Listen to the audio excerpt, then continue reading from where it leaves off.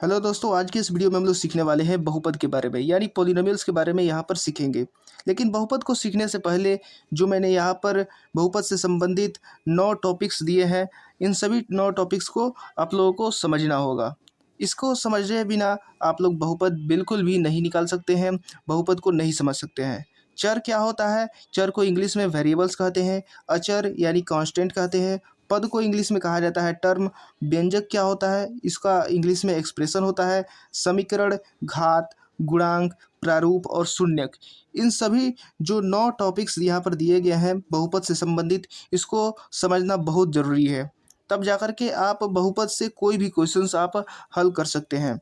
तो चलिए, इस वीडियो में केवल हम लोग वेरिएबल्स, कांस्टेंट और टर्म से संबंधित डिटेल में हम लोग डिस्कस करेंगे और एग्जाम्पल सहित मैं आपको यहाँ पर समझाने वाला हूँ। तो स्टार्ट करते हैं। तो दोस्तों, यहाँ पर बहुपद पहले समझ लीजिए कि बहुपद होता क्या है। बहुपद का मतलब होता है बहु, यहाँ मतलब बहुत ज़्यादा। पद, जो बहुत ज़्यादा यहाँ पर पद हो उसे बहुपद कहा जाता है। इंग्लिश में भी वही सेम टू सेम है। पॉलिनोमियल, नोमियल का मतलब यहाँ पर टर्म से रिलेटेड है, पॉली मतलब बहुत ज़्यादा से रिलेटेड है। मतलब जिसमें भी जिस एक्सप्रेशन में बहुत ज़्यादा पद हो उसे बहुपद कहा जाता है। तो चलिए पहले देख लेते हैं पहला चर के बारे में। चर और अचर राशियाँ क्या होती हैं? तो चर यहाँ पर वेरिएबल बोला जाता है, इसको इंग्लिश में वेरिएबल्स, और अचर को कांस्टेंट बोला जाता है। अब क्यों वेरिएबल बोला जाता है ये भी हम लोग डिस्कस करेंगे। अब देख लेते हैं एग्जाम्पल के तौर पर। यहाँ पर हमने ले लिया है चर को ए बी सी डी, कुछ भी ले सकते हैं यहाँ पर, एक्स वाई जेड, यानी ए से लेके जेड तक कोई भी ए बी सी डी का अक्षर आप ले सकते हैं वेरिएबल के तौर पर। वेरिएबल्स और कांस्टेंट के तौर पर आप नंबर्स लेंगे। कोई भी नंबर्स आपका जो दिमाग में आ रहा है वो आप उठा करके ले लीजिए, 1 2 3 4 5, जो भी कांस्टेंट हो आप ले सकते हैं। ये ज़रूरी नहीं कि आप माइनस वाला भी नहीं ले सकते, माइनस वाला भी ले सकते हैं कांस्टेंट के टर्म पर। लेकिन यहाँ पर ध्यान दीजिए कि वेरिएबल का जो मतलब होता है, वेरिएबल कभी भी चेंज हो सकता है। जैसे मान लीजिए कि हम लिख दे रहे हैं यहाँ पर एक्स प्लस वाई बराबर 15 ले रहे हैं। लेकिन यहाँ पर अगर हम ले रहे हैं 2+5, तो एक्स 2+5 बराबर यहाँ पर तो 7 होगा। कहीं भी देखिए 2+5 बराबर 7 ही होगा। इसका मान न बदलेगा, ना इसका मान बदलेगा, ना ही इसका मान बदलेगा। लेकिन एक्स प्लस वाई बराबर 15, तो यहाँ पर जो होगा, या तो हम इसको 1+14 भी कह सकते हैं बराबर 15, ये भी हो सकता है। 2+13 भी कह सकते हैं, ये भी 15 हो सकता है। तो मतलब देखिए, हर एक टाइम पर हम लोग एक्स का मान अगर बदलते हैं तो वाई का मान भी बदलता है, यानी ये चेंज होता रहता है। इसीलिए इसका नाम वेरिएबल पड़ा है। तो ये वेरिएबल्स है, और ये जो है कांस्टेंट हमेशा फिक्स होते हैं। तो इसका मतलब ये हुआ कि वेरिएबल का जो मान होता है वो आपस में चेंज होते रहते हैं। तो दोस्तों, ये वाला जो पोर्शन है यहाँ पर, इसीलिए हम इसको बीजगणित में रखते हैं। बीजगणित है ये, और ये जो है ये वाला अंक गणित है, ये अंक गणित है। और उसके बाद अब हम लोग देखते हैं पद और टर्म के बारे में। बहुपद को जानने के लिए सबसे पहले हमें टर्म भी जानना जरूरी होता है। चर और अचर को तो हम लोगों ने जान लिया, लेकिन अब टर्म के बारे में जानेंगे। टर्म कितने प्रकार के होते हैं तो आप लोग देख लीजिए, यहाँ पर मैंने चार्ट बना करके रख दिया है।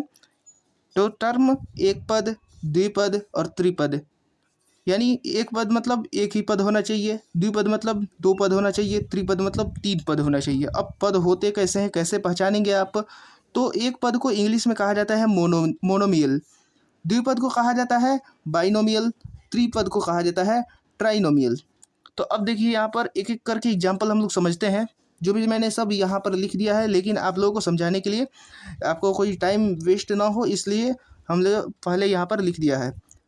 एक पद में, जैसे मान लीजिए कि एग्जाम्पल के तौर पर मैंने यहाँ पर ले लिया है एक्स, ये भी एक पद है। यहाँ पर देख लीजिए ये भी एक पद है। 2 और एक्स अलग अलग नहीं है, यहाँ पर 2 और एक्स के बीच में मल्टीप्लाई का चिन्ह है। आप लोग देख सकते हैं यहाँ पर मल्टीप्लाई का चिन्ह है। ये जो दोनों हैं ये एक साथ जुड़े हुए हैं, चिपके हुए हैं, तो ये एक पद हो जाएंगे। यहाँ पर भी देखिए ये भी मल्टीप्लाई के चिन्ह में है, तो ये भी एक पद हो जाएगा। ये 4 भी आपका एक पद हो जाएगा। कोई भी नंबर्स ले लेंगे ये भी एक पद होगा। 4x² की अगर बात करें तो 4x² भी ये एक पद होगा। ये 3xy भी एक पद होगा। पद का मतलब होता है एक टर्म्स, इंग्लिश में टर्म्स बोला जाता है। यहाँ पर देखिए बाइनोमियल मतलब जो 2 पद हो, तो हमेशा दो पद में प्लस और माइनस हमेशा रहता है। यानी देखिए एक पद यहाँ पर लिया है, एक पद ये है, तो दो पद यहाँ पर मिल गया, तो इसका बाइनोमियल कहा जाएगा। ये द्विपद वाले हैं। यहाँ पर देखिए 4x², ये -3, यहाँ पर भी दो पद है, एक ये पूरा एक पद हो गया और ये वाला एक पद हो गया। और फिर उसके बाद यहाँ पर देखिए 3x² + x, ये भी दो पद हैं। अब देखते हैं त्रिपद के बारे में। तो त्रिपद में देखिए यहाँ पर एक पद, यहाँ पर एक पद, यहाँ पर एक पद, यहाँ पर देख सकते हैं यहाँ पर भी एक पद है, यहाँ पर भी एक पद है और यहाँ पर भी एक पद है। 2xy भी एक अलग पद है, 3x भी अलग पद है, 4 भी अलग पद है।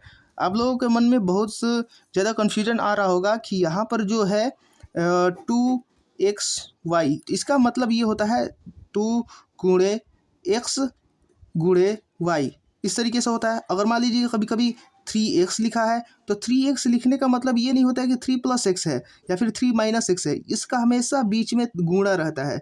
जब भी कोई भी अंक और वेरिएबल चिपके हुए हो तो उसके बीच में गुणा होता है। तो आप लोग ध्यान से देखिएगा, यहाँ पर गुणा होगा। 4x² - 3x³ + 2x, तो यहाँ पर भी तीन पद है। आप लोग देख सकते हैं एक पद ये रह गया, एक पद ये और एक पद ये। हमेशा तीन पद हो या चाहे दो पद हो, प्लस माइनस में रहता है। इसको ध्यान देना बहुत ज़रूरी है। प्लस माइनस में हमेशा आपस में जुड़े रहते हैं, वही द्विपद और त्रिपद होते हैं।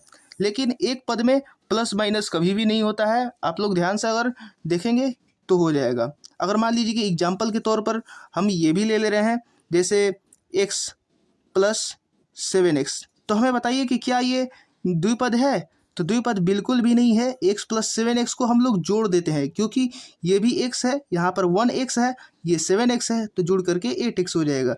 तो अब देखिए ये द्विपद नहीं रहा, ये क्या रह गया? एक पदीय हो गया, यानी मोनोमियल हो गया। तो इस तरीके से आप निकाल सकते हैं, एक पद पता कर सकते हैं, द्विपद पता कर सकते हैं, त्रिपद पता कर सकते हैं। अगर आप कक्षा 10वीं में पढ़ रहे हैं या फिर कंपटीशन की तैयारी कर रहे हैं, तो भी ये आपके लिए बहुत ज़्यादा इंपॉर्टेंट रहने वाला है। आइए एग्जाम्पल के तौर पर मैं यहाँ पर क्वेश्चन एक ले लिया हूँ। 2x² + 3x - 4 अगर दिया है तो इसमें बताना है कि कुल पद कितने हों। तो आपको बताना है यहाँ पर टोटल पद कितने हैं। तो यहाँ पर दिया गया है 2x², यहाँ पर देखिए एक 3x और ये रहा 4, प्लस माइनस यहाँ पर है दोनों। तो यानी यहाँ पर कितने पद होंगे? तीन पद हो गए, टोटल तीन पद हो गए। लेकिन यहाँ पर पूछा है चर पद। चर पद पूछने का मतलब ये है कि वेरिएबल वाला पद होना चाहिए, वेरिएबल टर्म्स होना चाहिए। तो वेरिएबल टर्म्स किस में है? वेरिएबल का मैंने बताया है एग्जाम्पल के पर यहाँ पर कि x और y z कुछ भी यहाँ पर होना चाहिए, ABC कुछ भी यहाँ पर होना चाहिए। तो यहाँ पर ध्यान दीजिए, जो यहाँ पर क्वेश्चन मैंने पूछा है x और x ही यहाँ पर वेरिएबल है, इस वाले केस में वेरिएबल नहीं दिया है। तो कितने पद हो गए जो केवल वेरिएबल रखते हों? तो एक तो ये हो गया और एक तो ये हो गया, यानी दो है, दो चर वाले हो गए। और अचर वाला कौन है? केवल अचर होना चाहिए। अचर तो इसमें भी है दो, लेकिन ये x² के साथ गुणा में है, यहाँ पर x भी गुणा में है 3 के साथ। तो इसका मतलब कि केवल अचर पद जो कांस्टेंट पद होगा, यानी कांस्टेंट टर्म, वो केवल और केवल एक ही है।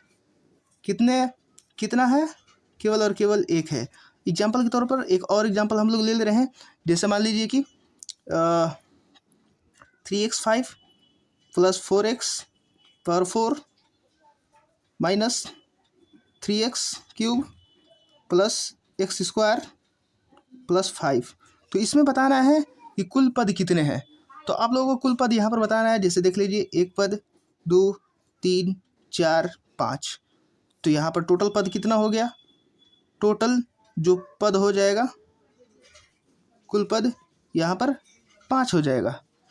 यहाँ पर ध्यान दीजिए, अगर पूछे कि चर पद कितने हैं, तो एक ये चर पद हो गया, एक यहाँ पर टोटल चर पद पूछा है, जैसे पूछ दिया जाए कुल चर पद बताइए। तो कुल चर पद मतलब जो भी वेरिएबल है उसके बारे में यहाँ पर देखना होगा। तो x यहाँ पर भी x है, यहाँ पर भी x² है, तो मतलब यहाँ पर केवल 4 पद हैं जिसमें चर मौजूद हैं। यहाँ पर ध्यान दीजिए, कुल अचर पद के बारे में यहाँ पर देखें तो कुल अचर पद में केवल एक ही है, यहाँ पर 5, यानी केवल ये कांस्टेंट एक ही है। और कोई यहाँ पर होता तो वो भी लिख लेते, लेकिन यहाँ पर कुल अचर पद कितना है? एक है। तो इस तरीके से आप पता कर सकते हैं। क्वेश्चंस आते हैं तो आप लोग पता कर लेंगे। आगे आने वाली वीडियोज़ में हम लोग कवर करेंगे इसके बारे में, व्यंजक के बारे में, यानी एक्सप्रेशन किसे कहा जाता है, समीकरण किसे कहा जाता है, और साथ में जानेंगे कि बहुपद की पहचान कैसे करें, बहुपद, एक्सप्रेशन और इक्वेशन में क्या अंतर है, वो भी आगे आने वाली वीडियोज़ में हम लोग सीखेंगे। तो दोस्तों मिलते हैं अगले वीडियोज़ में, तब तक के लिए जय हिंद।